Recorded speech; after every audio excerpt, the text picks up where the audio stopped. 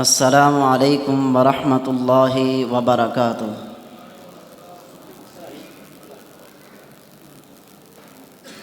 نحمدہ ونصلی علی رسولہ الکریم، اما بعد فاعوذ باللہ من الشیطان الرجیم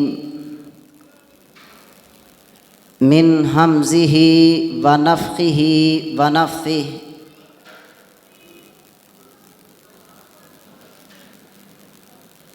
قال اللہ تبارک و تعالی فی کلامہ المجید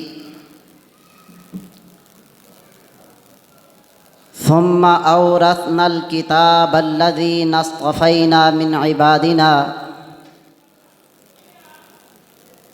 فمنہم ظالم لنفسہ ومنہم مقتصد وَمِنْهُمْ سَابِقٌ بِالْخَيْرِ بِإِذْنِ اللَّهِ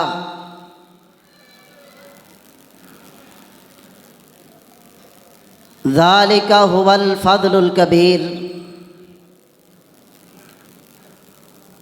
محترم سامعین حضرات،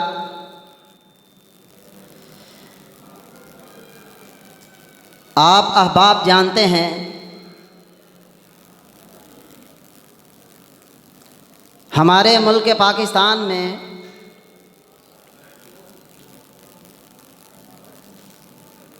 رجب کا مہینہ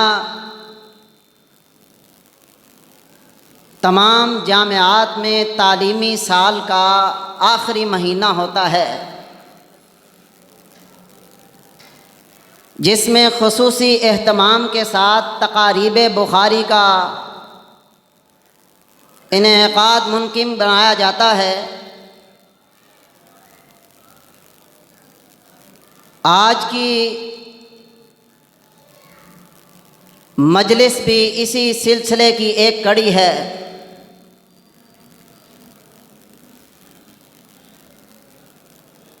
امام بخاری رحمہ اللہ تعالی کی کتاب الجامع الصحیح المسند المختصر من امور رسول اللہ صلی اللہ علیہ وآلہ وسلم وسننہ وایامہ،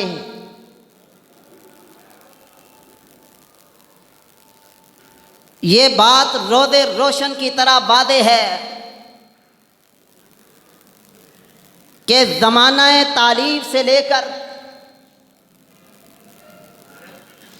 امام بخاری رحمہ اللہ تعالی کی کتاب صحیح البخاری کا یہ امتیاز ہے کہ تمام اہل علم کا اس بات پر اجماع اور اتفاق ہے کہ امام بخاری رحمہ اللہ کی کتاب اصح الکتب بعد کتاب اللہ ہے۔ اور آج کی یہ مجلس خاص طور پر اس بات کا اعلامیہ ہے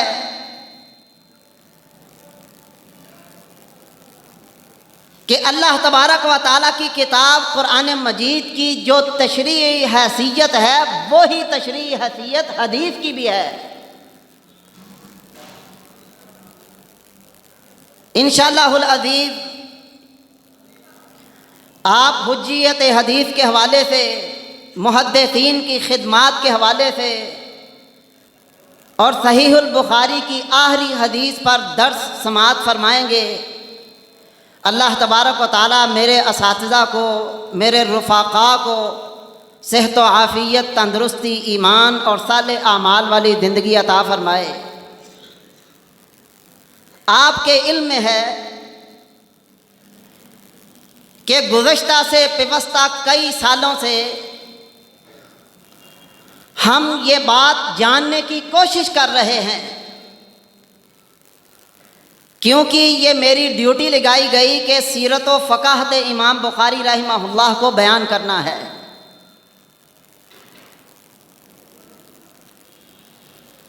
کہ امام بخاری رحمہ اللہ تعالی کی سیرت، آپ کی خدمت حدیث اور اس کے واقعات میں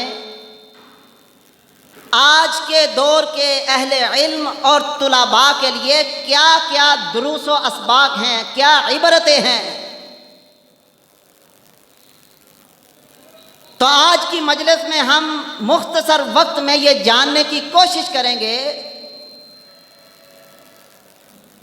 کہ علوم اسلامیہ، خاص طور پر علوم القرآن، علوم الحدیث، ان کی حفاظت اور ان کی رسوخ کس طرح ممکن ہے۔ ویسے تو محدثین نے اس کے لیے بڑی خدمات انجام دیں جو آپ سماعت فرمائیں گے انشاءاللہ العزیز۔ امام بخاری رحمہ اللہ تعالی کی سیرت اور آپ کے واقعات اس بات پر دلالت کرتے ہیں کہ امام بخاری رحمہ اللہ تعالی اس معاملے میں بھی کہ ہم حفاظت دین کے اسباب اور درجات جان سکیں ایک نمایاں خدمات رکھتے ہیں، نمایاں رہنمائی کرتی ہے۔ کسی بھی اہل علم یا طالب علم کے لیے یہ ضروری ہے کہ اگر وہ علوم اسلامیہ کی حفاظت کرنا چاہتا ہے، اس میں کردار ادا کرنا چاہتا ہے، تو اس کو 3 چیزیں لازمی اختیار کرنی چاہیے۔ اور حفاظت دین کی یہ 3 اسباب اور درجات اہل علم نے بیان کیے ہیں، اور امام بخاری رحمہ اللہ تعالی ان تینوں اسباب کو، تینوں درجات کو اپنانے، اختیار کرنے اور استعمال کرنے میں ایک نمایاں حیثیت رکھتے ہیں۔ 3 اسباب کون سے ہیں کہ حفظ، کتابت اور تعامل یعنی عمل کرنا۔ اگر ہم امام بخاری رحمہ اللہ تعالی کی سیرت کا مطالعہ کرتے ہیں تو ہمیں اس بات کا اندازہ ہوتا ہے کہ امام بخاری رحمہ اللہ تعالی نے ان تینوں اسباب کو کس انداز سے اپنا کر حفاظت دین کے لیے نمایاں خدمات انجام دی۔ امام بخاری رحمہ اللہ حفظ کے ذریعے کس انداز سے حفاظت حدیث، حفاظت قرآن، حفاظت دین کے لیے خدمات انجام دیں۔ محمد بن ابی حاتم براق بیان کرتے ہیں کہ حاشد بن اسماعیل اور ان کے جو رفیق سفر تھے بیان کرتے ہیں کہ امام بخاری رحمہ اللہ تعالی ہمارے ساتھ بصرہ کے مشائخ کے پاس علم حدیث حاصل کرنے کے لیے جایا کرتے تھے۔ عمر چھوٹی تھی لیکن لا یکتب، استاد حدیث سناتا ہے، پڑھاتا ہے، لیکن امام بخاری رحمہ اللہ لکھا نہیں کرتے تھے، ہم لکھ لیتے تھے۔ ہم نے امام بخاری رحمہ اللہ کو کہا کہ آپ پڑھتے ہیں، لکھتے نہیں، کرتے کیا ہیں؟ 16 دن گزر گئے۔ امام بخاری رحمہ اللہ نے کہا کہ انکما قد اکثرتما علی والححتما فاعرضا علی ما کتبتما۔ کہا تم مجھے بار بار یہ پوچھتے رہے، یہ یاد کراتے رہے کہ تم حدیث لکھتے کیوں نہیں؟ آپ نے حدیثیں لکھی ہیں، لاؤ مجھے دکھاؤ کیا لکھا ہے۔ حاشد بن اسماعیل بیان کرتے ہیں فزاد علی 15,000 حدیث فقرأها عن ظہر قلب۔ امام بخاری رحمہ اللہ نے 15,000 احادیث زبانی پڑھی اور کہنے لگے کہ کننا نحکم کتبنا من حفظ۔ امام بخاری رحمہ اللہ اپنے حافظے سے احادیث پڑھتے جا رہے تھے اور جو ہم نے لکھی ہوئی تھی ہم اس کی اصلاح کر رہے تھے۔ امام بخاری رحمہ اللہ کے حافظے کا یہ انداز تھا۔ اور محمد بن سلام بیکندی بیان کرتے ہیں کہ امام بخاری رحمہ اللہ کو 70,000 احادیث زبانی یاد تھی۔ ان کے پاس آنے والا آیا، کہا لو جئت قبل، اگر تو تھوڑی دیر پہلے آتا، لرأیت صبیا یحفظ 70,000 حدیث، تو اس بچے کو دیکھتا جس کو 70,000 احادیث زبانی یاد۔ کہنے لگے، وہ پیچھے پیچھے گئے، جا کے پوچھا کہ کیا تم ہی ہو جس کو 70,000 احادیث یاد ہیں؟ امام بخاری رحمہ اللہ نے کہا نعم و اکثر، صرف 70,000 نہیں، مجھے اس سے بھی زیادہ احادیث رسول صلی اللہ علیہ وسلم زبانی یاد ہے۔ ولا جئتک بحدیث من الصحابۃ والتابعین، میں صحابہ اور تابعین کے واسطے سے جو حدیث بیان کروں گا، عرفتک مولد اکثرہم ووفاتہم ومساکنہم، جس حدیث کو بیان کروں گا اس کے ایک ایک راوی کے متعلق میں بتاؤں گا، وہ کہاں پیدا ہوا، کہاں رہتا تھا، کہاں فوت ہوا، کن اساتذہ سے اس نے علم حدیث حاصل کیا۔ بلکہ امام بخاری رحمہ اللہ بغداد آئے، لوگوں نے آپ کے حفظ حدیث کا امتحان دینا چاہا، 100 احادیث 10 افراد میں تقسیم کی گئیں، 10 احادیث کی سندیں اٹھا کر دوسری 10 احادیث کے ساتھ ملا دی گئیں۔ امام بخاری رحمہ اللہ کے سامنے فرداً ایک شخص آیا، 10 اپنی احادیث بیان کی۔ امام بخاری رحمہ اللہ ہر حدیث سننے کے بعد کہتے لا عارف، میں اسے نہیں جانتا۔ انہوں نے یہ سمجھا کہ امام بخاری رحمہ اللہ کو اس کا علم ہی نہیں ہے۔ امام بخاری رحمہ اللہ جب سارے فارغ ہوئے، امام بخاری رحمہ اللہ نے کہا کہ اما الحدیث الاول فکذا والثانی کذا والثالث کذا۔ امام بخاری رحمہ اللہ نے کہا کہ جو تو نے 10 احادیث سنائی ہیں، پہلی اس طرح تھی، دوسری یہ، تیسری یہ، چوتھی یہ، ایک ایک حدیث اس کو سنائی اور کہا کہ اس میں تم نے یہ تحریف کی ہے، اس میں یہ تقلیب کی ہے۔ لکھنے والے لکھتے ہیں، یہ کوئی اچنبا نہیں کہ امام بخاری رحمہ اللہ تعالیٰ نے 100 احادیث بالسند صحیح ان کو بتائیں۔ اچنبا یہ ہے کہ اسی مجلس میں بیٹھ کر امام بخاری رحمہ اللہ نے 100 مقلوب احادیث، مقلوب روایات سنی اور 10 افراد کو زبانی اسی مجلس میں بیٹھ کے سنائی کہ تم نے یہ سند فلاں پڑھی، اس حدیث کی یہ سند پڑھی۔ امام بخاری رحمہ اللہ نے اپنے حفظ کے ذریعہ علوم اسلامیہ کا، علوم قرآن کا، علوم حدیث کی اس طرح حفاظت کی ہے، اور اسی طرح کتابت کے ذریعہ امام بخاری رحمہ اللہ تعالیٰ کا اس میں بھی کمال انداز ہے۔ لکھنے والے لکھتے ہیں کہ امام بخاری رحمہ اللہ کہا کرتے تھے شام، مصر، حجاز کئی مرتبہ گیا، کوفہ، بغداد میں اتنے سفر کیے کہ شمار میں نہیں ہے۔ کس مقصد کے لیے؟ حدیث کا علم حاصل کرنے کے لیے۔ اور امام بخاری رحمہ اللہ نے احادیث جمع کی، اور امام بخاری رحمہ اللہ نے جب احادیث کو مرتب کیا، ترجمۃ الباب قائم کیے، احادیث کو ترتیب دیا، امام بخاری رحمہ اللہ رات کو 15 سے 20 مرتبہ سونے کے بعد اٹھا کرتے تھے، کوئی بات یاد آتی اس کو فوراً حواشی اور تعلیقات کی روشنی میں لکھ لیا کرتے تھے۔ 16 سال کی عرصے میں امام بخاری رحمہ اللہ نے الجامع الصحیح کی صورت میں وہ نسخہ پیش کیا، وہ عظیم خدمت حدیث پیش کی کہ جس کو اصح الکتب بعد کتاب اللہ کہا جاتا ہے۔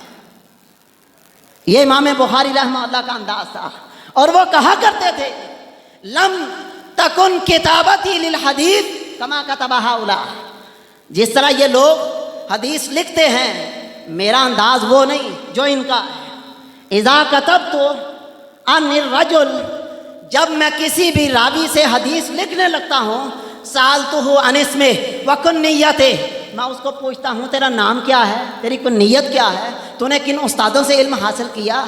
اگر وہ شخص سیکھا ہوتا تھا تو میں اس کی بات پر اعتماد کرتا تھا، لیکن اگر کوئی گڑبڑ نظر آتی تھی اس کو میں کہتا تھا کہ کتاب نکالو، اصل اپنا نسخہ میرے سامنے پیش کرو، میں اس سے دیکھ کر پھر روایت لکھتا کرتا تھا۔ امام بخاری رحمہ اللہ نے کتابت کے ذریعہ بھی حدیث کی حفاظت کی ہے۔ آج تو لوگ منہ اٹھا کے کہہ دیتے ہیں حدیث کی حجیت کے حوالے سے تفصیلاً آپ محترم عتیق الرحمن علوی صاحب کو سماعت فرمائیں گے، لیکن میرا یہ دعویٰ ہے کہ کائنات کے آغاز سے لے کر اب تک ہر دور میں حدیث رسول صلی اللہ علیہ وسلم کی کتابت پر اعتراض اٹھانے والوں کو میں یہ کہنا چاہتا ہوں کہ اس دور میں، اس کے بعد ادوار میں کتابت یعنی لکھائی کے جو اسباب موجود تھے، رسول اللہ صلی اللہ علیہ وسلم کے دور میں بھی، صحابہ کے دور میں بھی، تابعین کے دور میں بھی، صحابہ محدثین کے دور میں بھی، ہر دور میں حدیث کی کتابت کا اہتمام کیا گیا ہے۔ اور تیسری تعامل، امام بخاری رحمہ اللہ کا یہ دعویٰ تھا اور یہ حقیقت پر مبنی تھا کہ وہ کہتے ہیں میں کوئی بھی کام کرتا ہوں بغیر مقصد کے بھی نہیں ہوتا اور بغیر دلیل کے بھی نہیں ہوتا۔ آپ اندازہ لگائیں، امام بخاری رحمہ اللہ کی سیرت پڑھیں۔ امام بخاری رحمہ اللہ تعالی، سامان موجود ہے فروخت کرنے کے لیے، تجار آتے ہیں، 5000 درہم اس کی قیمت لگائی، امام بخاری رحمہ اللہ نے انکار کر دیا۔ اگلی صبح ہوئی، کچھ اور تاجر آئے، انہوں نے 10,000 درہم کی پیشکش کی۔ امام بخاری رحمہ اللہ نے کہا کہ میں آپ کو یہ مال نہیں بیچوں گا۔ انہوں نے کہا کہ ہم ڈبل نفع دے رہے ہیں۔ امام بخاری رحمہ اللہ نے کہا کہ رات کو میں نے یہ نیت کر لی تھی کہ میں یہ مال انہی کو بیچوں گا، ولا احب ان انقض نیتی، اور میں یہ بات پسند نہیں کرتا کہ ایک کام کی میں نیت کر لوں اور اس کو میں ختم کر دوں۔ یہ کس حدیث پر عمل تھا؟ انما الاعمال بالنیات۔ امام بخاری رحمہ اللہ نے ہر حدیث کو لکھا اور اس کے مطابق عمل بھی کیا ہے۔ امام بخاری رحمہ اللہ دعوے کے ساتھ کہا کرتے تھے کہ مغتبت احدا منذ علمت ان الغیبت حرام۔ کل قیامت والے دن اللہ تبارک و تعالیٰ مجھے وثوق ہے کہ مجھے غیبت کے بارے میں سوال نہیں کرے گا، کیونکہ جب نبی صلی اللہ علیہ وسلم کی حدیث کا پتہ چلا کہ غیبت حرام ہے، محمد بن اسماعیل البخاری نے اس کے بعد کسی کی غیبت نہیں کی۔ اسی طرح امام بخاری رحمہ اللہ شکار پر نکلے، تیر چلایا، پل ٹوٹ گیا، لوگوں کا راستہ بلاک ہو گیا۔ امام بخاری رحمہ اللہ نے لوگوں کو بھیجا کہ جاؤ اس کا جو مالک ہے اس کو جا کے کہو کہ اس کا کیا ہرجانہ ہے۔ امام بخاری رحمہ اللہ کے متعلق پتہ چلا، انہوں نے کہا کہ اے امام بخاری رحمہ اللہ کو جا کے بتا دو کہ میں اور میرے پاس جو کچھ ہے وہ سارے کے سارا پر فدا ہے، آپ کو ہرجانہ دینے کی ضرورت نہیں۔ امام بخاری رحمہ اللہ اتنے خوش ہوئے، امام بخاری رحمہ اللہ نے روٹین سے ہٹ کر اس دن 500 احادیث زیادہ پڑھائیں اور 300 درہم اللہ کی راہ میں صدقہ کیا تھا۔ کس وجہ سے؟ کہ امام بخاری رحمہ اللہ کے سامنے حدیث تھی کہ لا یؤمن احدکم حتی یحب لاخیہ ما یحب لنفسہ، جو اپنے لیے پسند کرتے ہو دوسروں کے لیے پسند کرو۔ اور امام بخاری رحمہ اللہ کی کتاب صحیح البخاری یہ اس بات کا سب سے بڑا ثبوت ہے کہ وہ اللہ اور اس کے رسول صلی اللہ علیہ وسلم سے محبت کیا کرتے تھے، اور نبی صلی اللہ علیہ وسلم کا فرمان ہے لا یؤمن احدکم حتی اکون احب الیہ من والدہ وولدہ والناس اجمعین۔ اور اسی طرح امام بخاری رحمہ اللہ بغیر مقصد کے کوئی کام بغیر دلیل کے نہیں کیا کرتے تھے۔ ایک دفعہ لیٹ گئے، شاگرد نے پوچھا آپ کہتے ہیں کہ کوئی کام میں بغیر مقصد کے نہیں کرتا، بغیر دلیل نہیں کرتا، کس مقصد کے لیے کیا ہے اور دلیل کیا ہے؟ امام بخاری رحمہ اللہ نے کہا کہ دشمن کا علاقہ ہے، زیادہ بیدار ہونے کی وجہ سے میری کوشش ہے کہ میں اپنے آپ کو تھوڑا سا آرام دلا لوں تاکہ اگر مقابلہ کرنا پڑے تو میں جسمانی طور پر تیار ہوں، کیونکہ اللہ کا حکم ہے وَأَعِدُّوا لَهُم مَّا اسْتَطَعْتُم مِّن قُوَّةٍ۔ یہ امام بخاری رحمہ اللہ کی سیرت ہے، یہ ان کے واقعات ہیں جو اس بات کی دلیل ہیں کہ آج کے اہل علم اور طلباء اگر چاہتے ہیں کہ علوم اسلامیہ کی حفاظت ہو، علوم اسلامیہ میں رسوخ حاصل ہو، تو اس کا ایک ہی طریقہ ہے کہ علوم اسلامیہ، علوم قرآن، علوم حدیث کو یاد بھی کریں، اس کو لکھیں اور اس کے مطابق عمل کریں، کیونکہ رسول اللہ صلی اللہ علیہ وسلم نے جو 5 سوال بتائے ہیں کل قیامت والے دن، ان میں سے آخری سوال یہی ہے کہ ماذا عمل فیما علم، جو علم تھا اس کے مطابق عمل کیا۔ اللہ تبارک و تعالیٰ سے دعا ہے کہ اللہ تبارک و تعالیٰ ہمیں آج کی مجلس میں شرکت کرنے کے سبب اپنی بارگاہ کے اندر کامیاب لوگوں میں شمار فرمائے، اور ہمیں امام بخاری رحمہ اللہ کی سیرت اور دیگر محدثین کی سیرت کو پڑھ کے ان سے دروس اور اسباق حاصل کر کے اپنے علمی طلب کو بڑھانے اور حصول علم کے لیے پہلے سے بہتر کچھ کرنے کی عطا فرمائے. اقول قولی ھذا واستغفر اللہ لی ولکم ولسائر المسلمین. السلام علیکم ورحمۃ